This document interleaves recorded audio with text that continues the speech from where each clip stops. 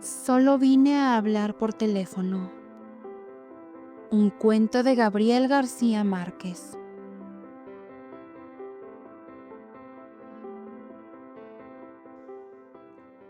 Una tarde de lluvias primaverales, cuando viajaba sola hacia Barcelona conduciendo un coche alquilado, María de la Luz Cervantes sufrió una avería en el desierto de los Monegros.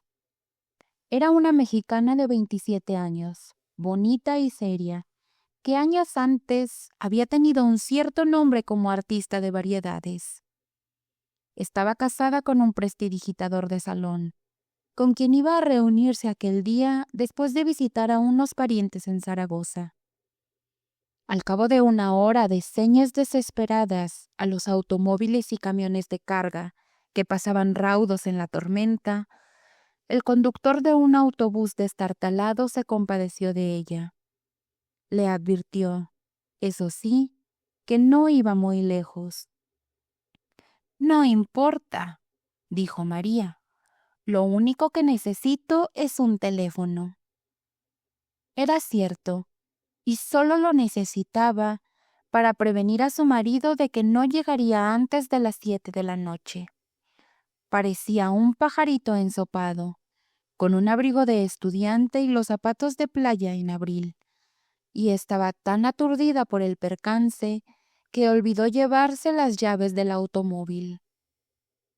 Una mujer que viajaba junto al conductor, de aspecto militar pero de maneras dulces, le dio una toalla y una manta y le hizo un sitio a su lado.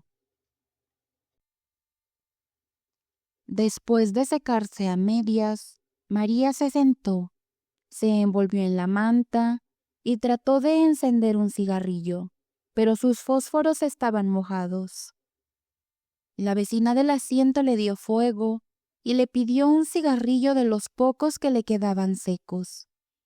Mientras fumaban, María cedió a las ansias de desahogarse y su voz resonó más que la lluvia o el traqueteo del autobús. La mujer la interrumpió con el índice en los labios. «Están dormidas», murmuró. María miró por encima del hombro y vio que el autobús estaba ocupado por mujeres de edades inciertas y condiciones distintas, que dormían arropadas con mantas iguales a la suya. Contagiada por su placidez, María se enroscó en el asiento y se abandonó al rumor de la lluvia. Cuando se despertó era de noche, y el aguacero se había disuelto en un sereno helado. No tenía la menor idea de cuánto tiempo había dormido, ni en qué lugar del mundo se encontraban. Su vecina de asiento tenía una actitud de alerta. «¿Dónde estamos?», le preguntó María. «Hemos llegado», contestó la mujer. El autobús estaba entrando en el patio empedrado de un edificio enorme y sombrío que parecía un viejo convento en un bosque de árboles colosales. Las pasajeras, alumbradas apenas por un farol del patio, permanecieron inmóviles hasta que la mujer de aspecto militar las hizo descender con un sistema de órdenes primarias, como en un parvulario. Todas eran mayores y se movían con tal parsimonia que parecían imágenes de un sueño. María, la última en descender, pensó que eran monjas. Lo pensó menos cuando vio a varias mujeres de uniforme que las recibieron a la puerta del autobús y que les cubrían la cabeza con las mantas para que no se mojaran, y las ponían en fila india, dirigiéndolas sin hablarles, con palmadas rítmicas y perentorias. Después de despedirse de su vecina de asiento, María quiso devolverle la manta, pero ella le dijo que se cubriera la cabeza para atravesar el patio y la devolviera en portería. «¿Y habrá un teléfono?», le preguntó María. «Por supuesto», dijo la mujer. Ahí mismo le indican. Le pidió a María otro cigarrillo, y ella le dio el resto del paquete mojado. En el camino se secan, le dijo.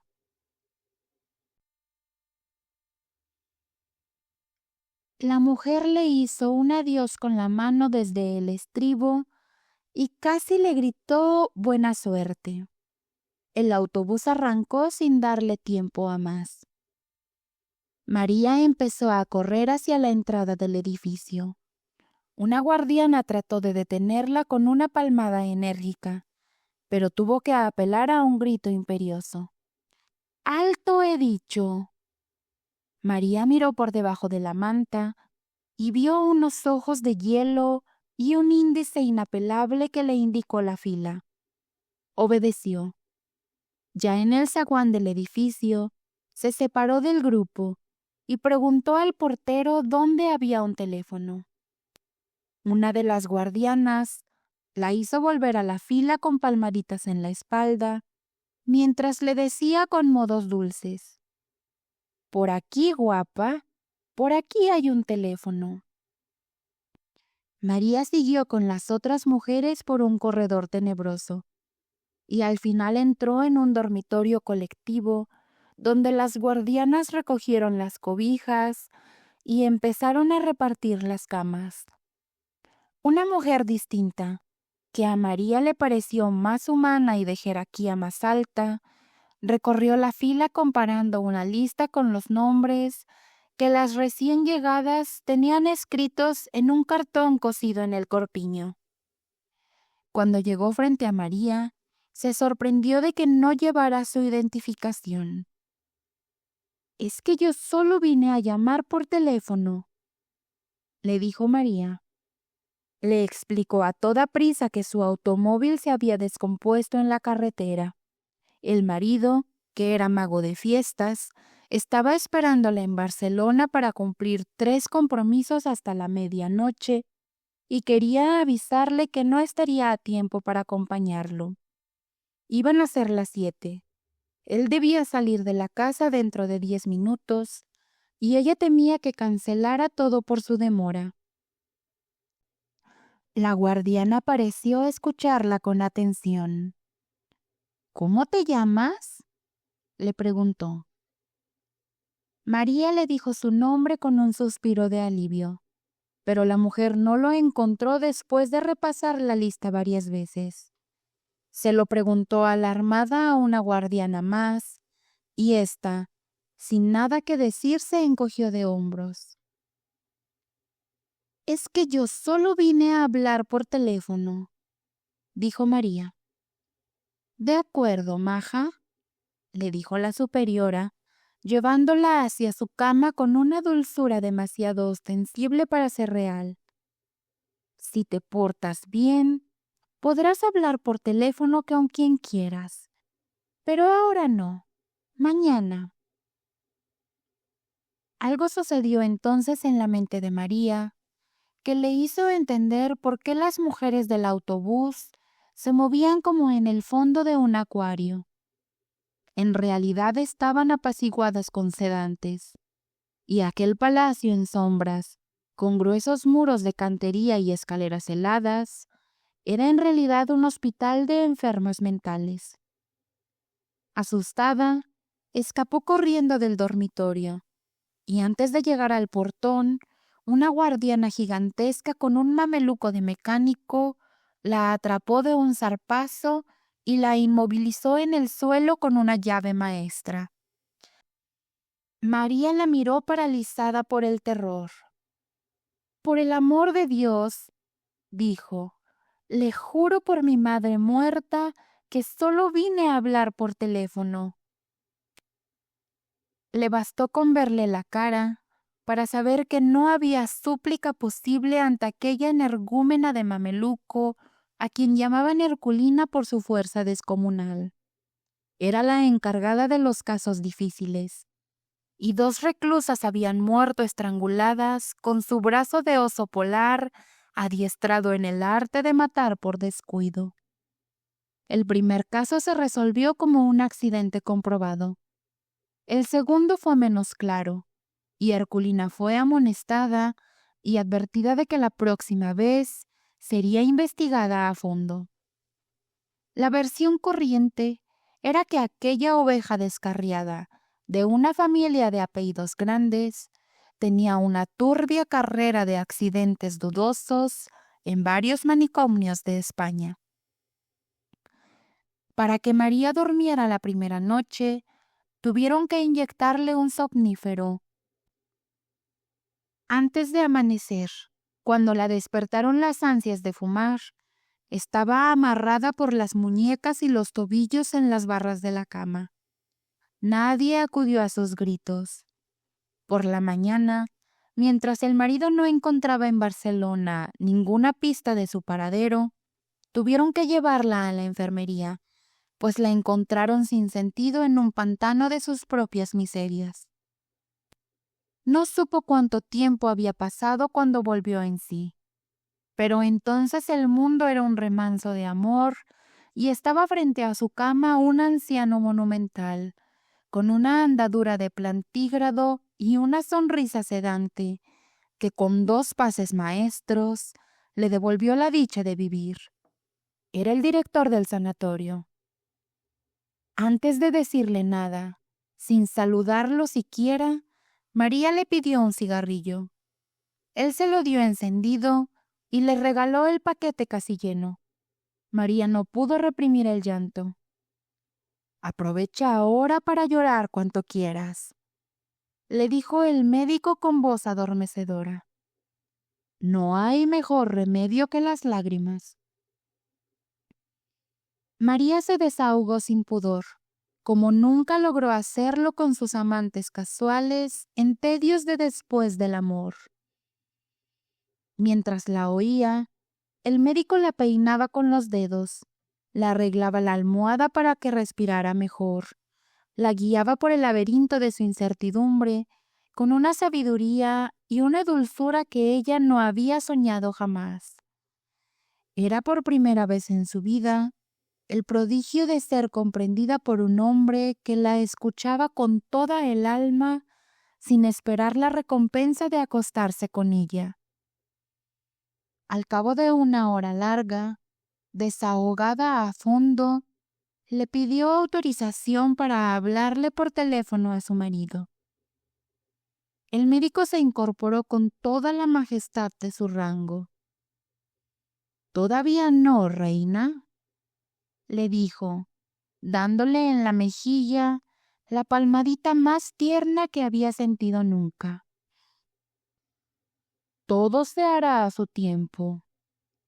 Le hizo desde la puerta una bendición episcopal y desapareció para siempre.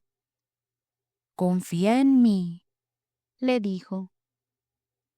Esa misma tarde, María fue inscrita en el asilo con un número de serie y con un comentario superficial sobre el enigma de su procedencia y las dudas sobre su identidad.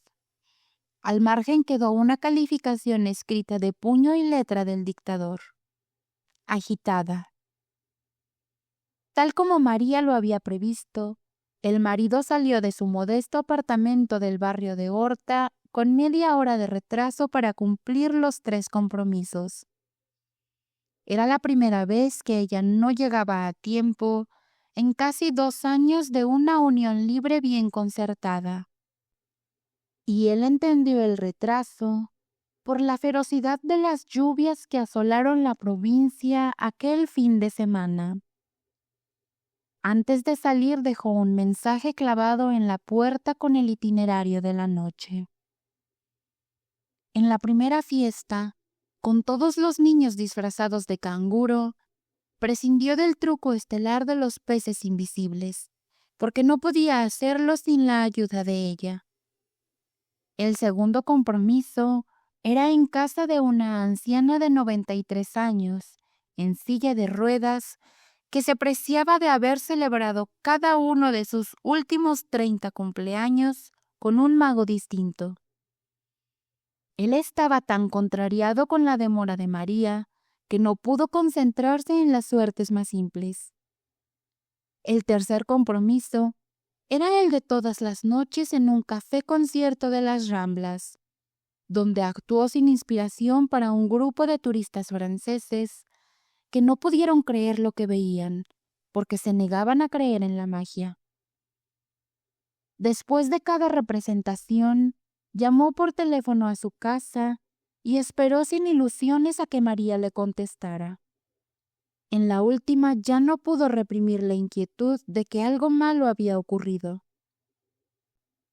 De regreso a casa, en la camioneta adaptada para las funciones públicas, vio el esplendor de la primavera en las palmeras del Paseo de Gracia, y lo estremeció el pensamiento aciago de cómo podía ser la ciudad sin María.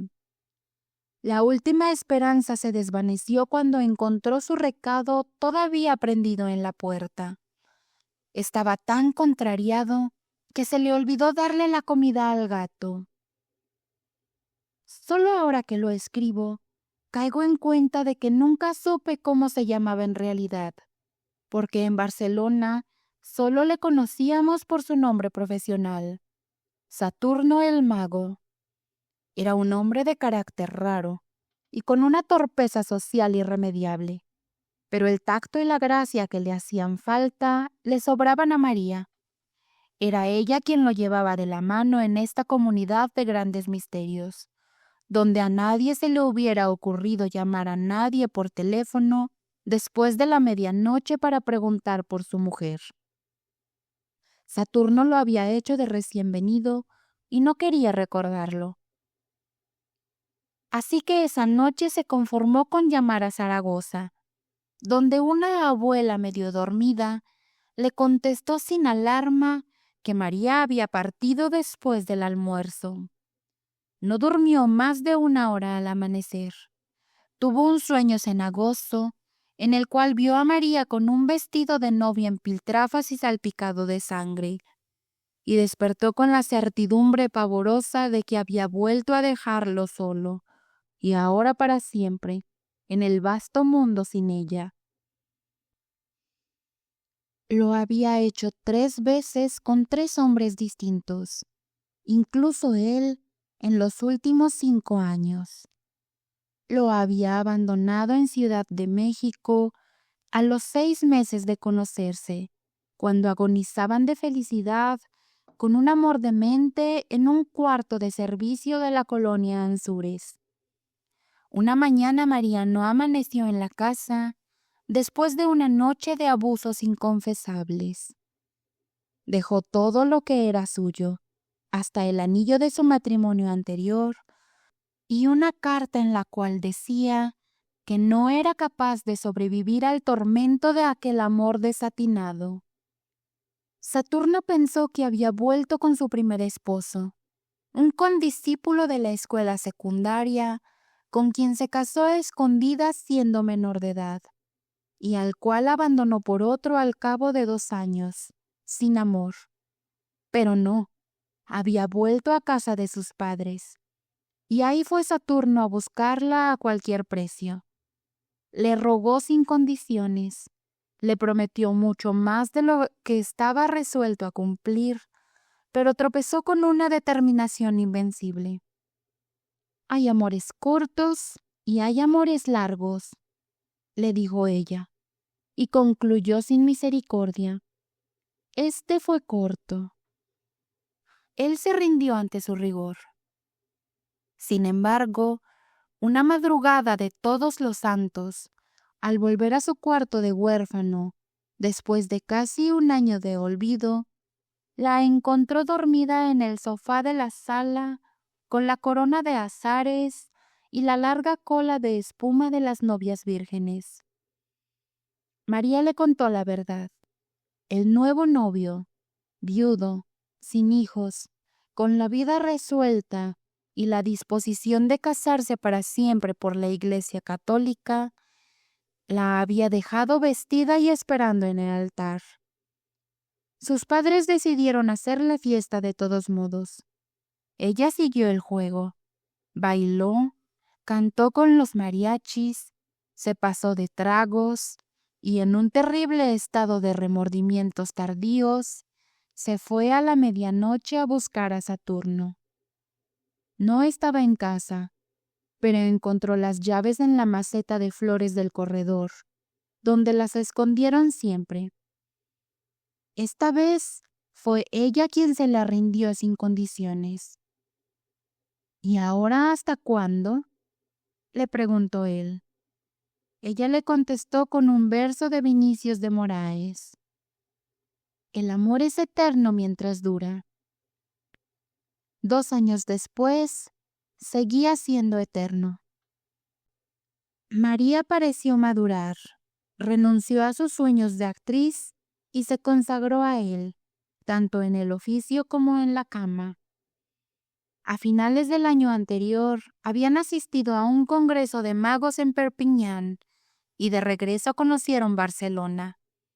Les gustó tanto que llevaban 8 meses aquí, y les iba tan bien que habían comprado un apartamento en el muy catalán barrio de Horta, ruidoso y sin portero, pero con espacio de sobra para 5 hijos. Había sido la felicidad posible, hasta el fin de semana en que ella alquiló un automóvil y se fue a visitar a sus parientes de Zaragoza con la promesa de volver a las 7 de la noche del lunes. Al amanecer del jueves, todavía no había dado señales de vida. El lunes de la mañana siguiente, la compañía de seguros del automóvil alquilado llamó por teléfono a casa para preguntar por María. No sé nada, dijo Saturno. Búsquenla en Zaragoza. Colgó. Una semana después, un policía civil fue a su casa con la noticia de que habían hallado el automóvil en los puros huesos, en un atajo cerca de Cádiz, a 900 kilómetros del lugar donde María lo abandonó. El agente quería saber si ella tenía más detalles del robo. Saturno estaba dándole de comer al gato y apenas si lo miró para decirle sin más vueltas que no perdieran el tiempo, pues su mujer se había fugado de la casa y él no sabía con quién ni para dónde. Era tal su convicción que el agente se sintió incómodo y le pidió perdón por sus preguntas. El caso se declaró cerrado.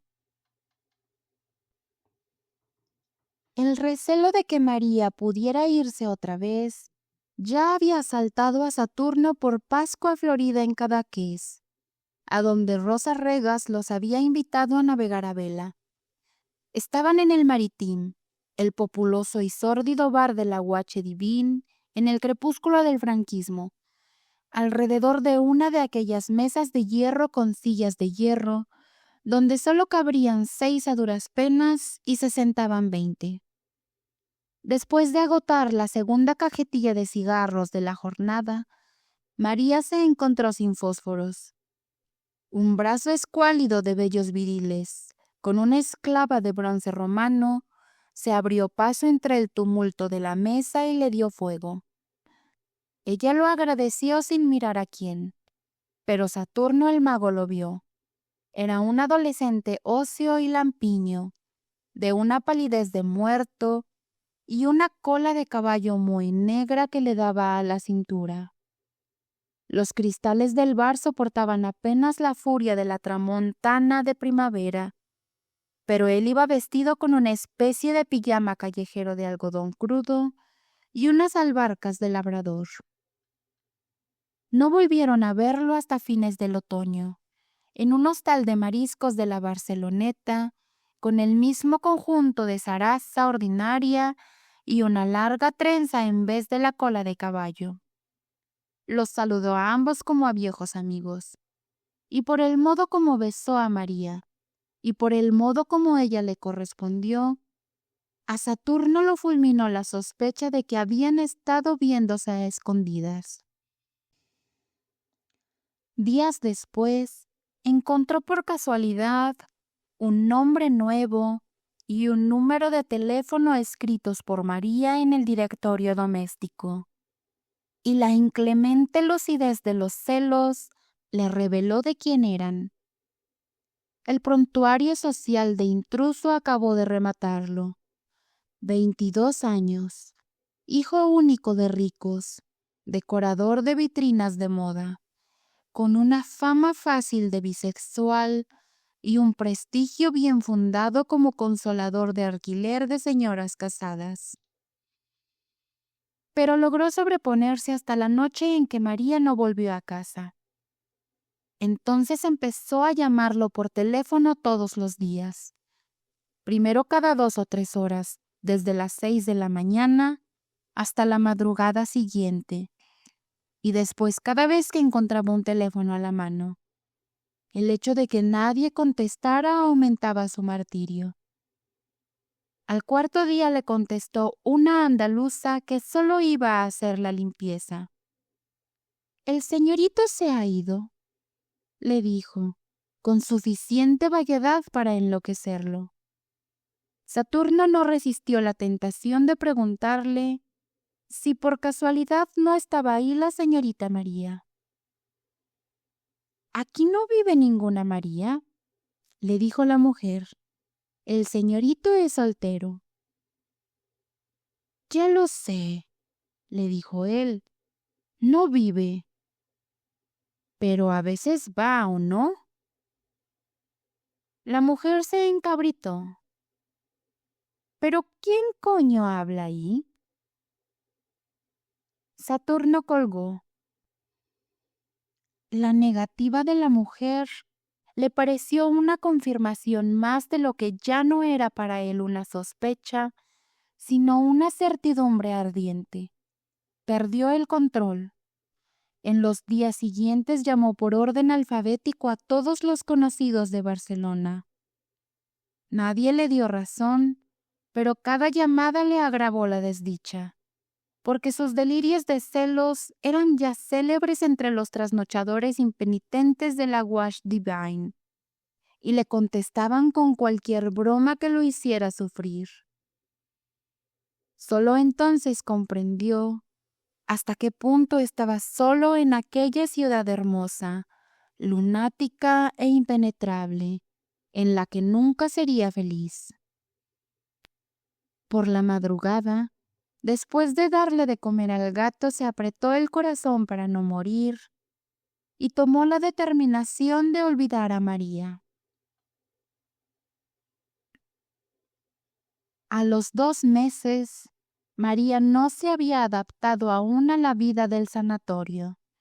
Sobrevivía picoteando apenas la pitanza de cárcel con los cubiertos encadenados al mesón de madera bruta y la vista fija en la litografía del general Francisco Franco que presidía el lúgubre comedor medieval.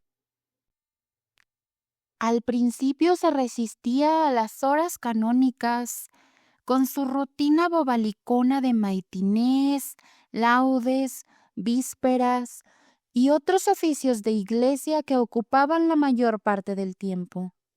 Se negaba a jugar a la pelota en el patio de recreo y a trabajar en el taller de flores artificiales que un grupo de reclusas atendía con una diligencia frenética.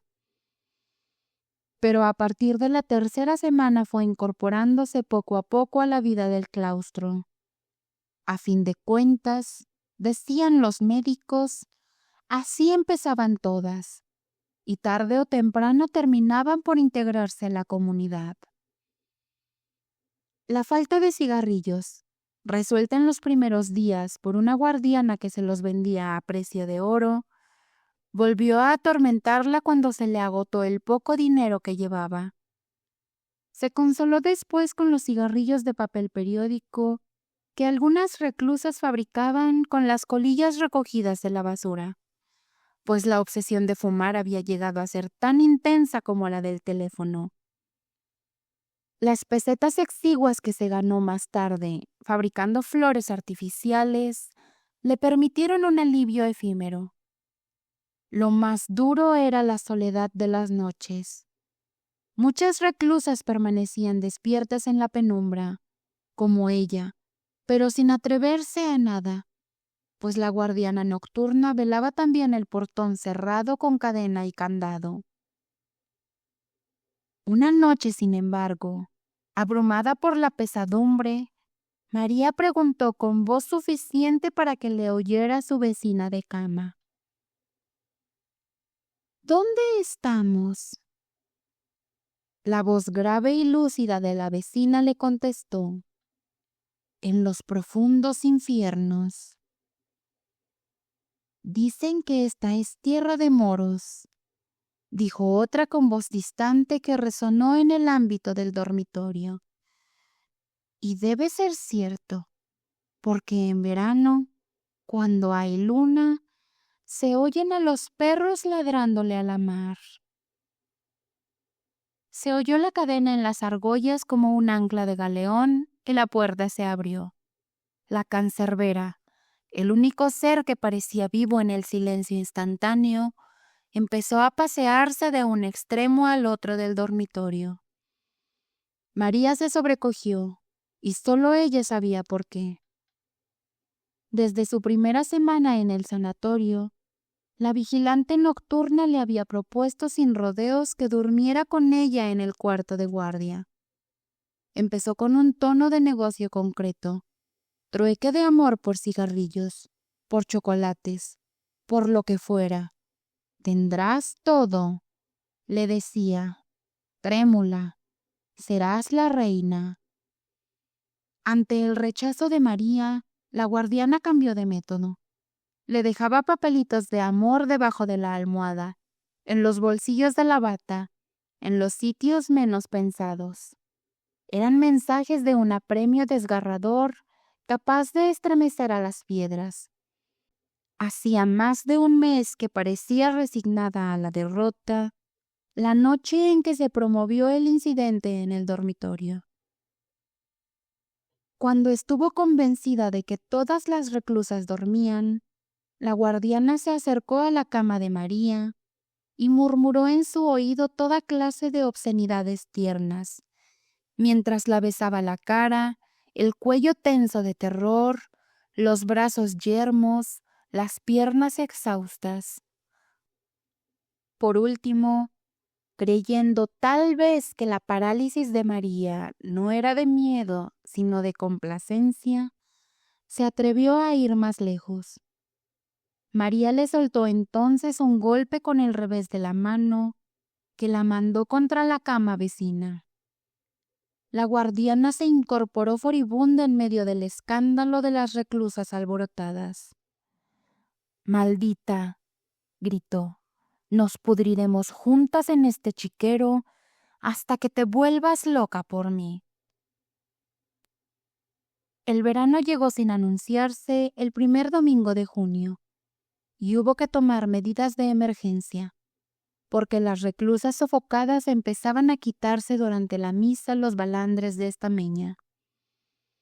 María asistió divertida al espectáculo de las enfermas en pelotas, que las guardianas correteaban por las naves como gallinas ciegas. En medio de la confusión, trató de protegerse de los golpes perdidos, y sin saber cómo, se encontró sola en una oficina abandonada y con un teléfono que repicaba sin cesar con un timbre de súplica. María contestó sin pensarlo, y oyó una voz lejana y sonriente que se entretenía imitando el servicio telefónico de la hora. Son las 45 horas, 92 minutos y 107 segundos. ¿Maricún? Colgó divertida. Ya se iba, cuando cayó en la cuenta de que estaba dejando escapar una ocasión irrepetible. Entonces marcó 6 cifras, con tanta tensión y tanta prisa, que no estuvo segura de que fuera el número de su casa. Esperó con el corazón desbocado. Oyó el timbre, una vez, 2 veces, 3 veces, y oyó por fin la voz del hombre de su vida en la casa sin ella. Bueno, tuvo que esperar a que se le pasara la pelota de lágrimas que se le formó en la garganta. «Conejo, vida mía», suspiró. Las lágrimas la vencieron. Al otro lado de la línea, Hubo un breve silencio de espanto, y una voz enardecida por los celos escupió la palabra: «Mujerzuela», y colgó en seco. Esa noche, en un ataque frenético, María descolgó en el refectorio la litografía del Generalísimo, la arrojó con todas sus fuerzas contra el vitral del jardín y se derrumbó bañada en sangre. Aún le sobró rabia para enfrentarse a golpes con los guardianes que trataban de someterla, sin lograrlo, hasta que vio a Herculina plantada en el vano de la puerta, con los brazos cruzados mirándola. Se rindió. No obstante, la arrastraron hasta el pabellón de las locas furiosas. La aniquilaron con una manguera de agua helada y le inyectaron trementina en las piernas. Impedida para caminar por la inflamación provocada, María se dio cuenta de que no había nada en el mundo que no fuera capaz de hacer por escapar de aquel infierno.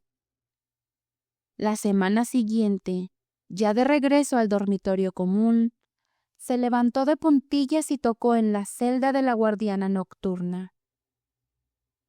El precio de María, exigido por ella de antemano, fue llevarle un mensaje a su marido. La guardiana aceptó, siempre que el trato se mantuviera en secreto absoluto, y la apuntó con un índice inexorable. Si alguna vez se sabe, te mueres. Así que Saturno el mago fue al sanatorio de locas el sábado siguiente, con la camioneta de circo preparada para celebrar el regreso de María.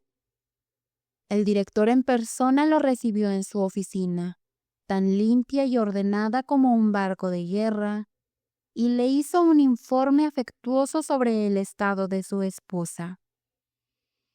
Nadie sabía de dónde llegó, ni cómo, ni cuándo, pues el primer dato de su ingreso era en el registro oficial dictado por él cuando la entrevistó. Una investigación iniciada ese mismo día no había concluido nada. En todo caso, lo que más intrigaba al director era cómo supo Saturno el paradero de su esposa. Saturno protegió a la guardiana. «Me lo informó la compañía de seguros del coche», dijo. El director asintió complacido. «No sé cómo hacen los seguros para saberlo todo». Le dio una ojeada al expediente que tenía sobre su escritorio de aceta y concluyó: «Lo único cierto es la gravedad de su estado». Estaba dispuesto a autorizarle una visita con las precauciones debidas si Saturno el mago le prometía, por el bien de su esposa, ceñirse a la conducta que él le indicaba, sobre todo en la manera de tratarla, para evitar que recayera en uno de sus arrebatos de furia cada vez más frecuentes y peligrosos. «Era rara», dijo Saturno, «siempre de genio fuerte, pero de mucho dominio». El médico hizo un ademán de sabio. «Hay conductas que permanecen latentes durante muchos años y un día estallan», dijo. «Con todo, es una suerte que haya caído por aquí, porque somos especialistas en casos que requieren mano dura». Al final, hizo una advertencia sobre la rara obsesión de María por el teléfono. «Sígale la corriente», le dijo. «Tranquilo, doctor», dijo Saturno con un aire alegre. «Esa es mi especialidad». La sala de visitas, mezcla de cárcel y confesionario, era un antiguo locutorio del convento. La entrada de Saturno no fue la explosión de júbilo que ambos hubieran podido esperar. María estaba de pie en el centro del salón, junto a una mesita con 2 sillas y un florero sin flores. Era evidente que estaba lista para irse, con su lamentable abrigo color fresa y unos zapatos sórdidos que le habían dado de caridad. En un rincón, casi invisible, estaba Herculina con los brazos cruzados. María no se movió al ver entrar al esposo, ni asomó emoción alguna en la cara, todavía salpicada por los estragos del vitral. Se dieron un beso de rutina. ¿Cómo te sientes?, le preguntó él. ¿Feliz de que al fin hayas venido, conejo?, dijo ella. Esto ha sido la muerte. No tuvieron tiempo de sentarse. Ahogándose en lágrimas, María le contó las miserias del claustro, la barbarie de las guardianas, la comida de perros, las noches interminables sin cerrar los ojos por el terror. Ya no sé cuántos días llevo aquí, o meses, o años, pero sé que cada uno ha sido peor que el otro, dijo y suspiró con el alma. Creo que nunca volveré a ser la misma. Ahora todo eso pasó, dijo él, acariciándole con la yema de los dedos las cicatrices recientes de la cara. Yo seguiré viniendo todos los sábados, y más si el director me lo permite. Ya verás que todo va a salir muy bien. Ella fijó en los ojos de él sus ojos aterrados. Saturno intentó sus artes de salón. Le contó, en el tono pueril de las grandes mentiras, una versión dulcificada de los propósitos del médico. En síntesis, concluyó, aún te faltan algunos días para estar recuperada por completo. María entendió la verdad. «Por Dios, conejo», dijo atónita, «no me digas que tú también crees que estoy loca». «¿Cómo se te ocurre?», dijo él tratando de reír. «Lo que pasa es que será mucho más conveniente para todos que sigas un tiempo aquí, en mejores condiciones, por supuesto». «Pero si ya te dije que solo vine a hablar por teléfono», dijo María. Él no supo cómo reaccionar ante la obsesión temible. Miró a Herculina. Esta aprovechó la mirada para indicarle en su reloj de pulso que era tiempo de terminar la visita. María interceptó la señal, miró hacia atrás y vio a Herculina en la tensión del asalto inminente. Entonces se aferró al cuello de su marido gritando como una verdadera loca. Él se la quitó de encima con tanto amor como pudo y la dejó a merced de Herculina, que le saltó por la espalda. Sin darle tiempo para reaccionar, le aplicó una llave con la mano izquierda. Le pasó el otro brazo de hierro alrededor del cuello y le gritó a Saturno el mago: «¡Váyase!». Saturno huyó despavorido. Sin embargo, el sábado siguiente, ya repuesto del espanto de la visita, volvió al sanatorio con el gato vestido igual que él, la malla roja y amarilla del gran leotardo, el sombrero de copa y una capa de vuelta y media que parecía para volar. Entró en la camioneta de feria hasta el patio del claustro y ahí hizo una función prodigiosa de casi 3 horas que las reclusas gozaron desde los balcones, con gritos discordantes y ovaciones inoportunas. Estaban todas, menos María, que no solo se negó a recibir a su marido, sino inclusive a verlo desde los balcones. Saturno se sintió herido de muerte.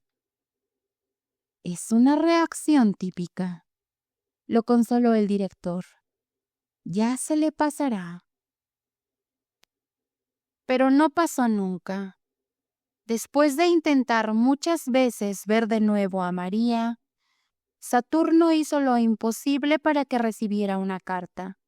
Pero fue inútil. 4 veces la devolvió cerrada y sin comentarios.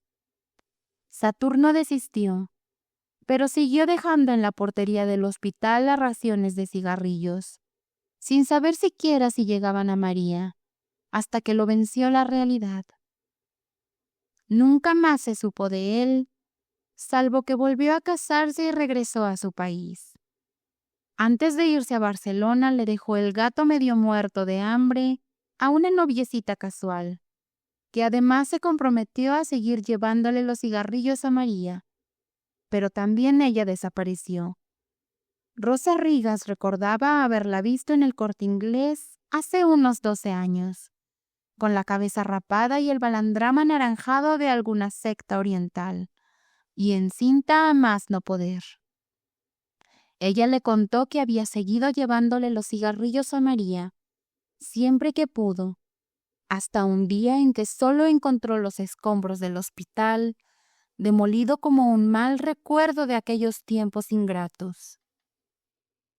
María le pareció muy lúcida la última vez que la vio, un poco pasada de peso y contenta con la paz del claustro.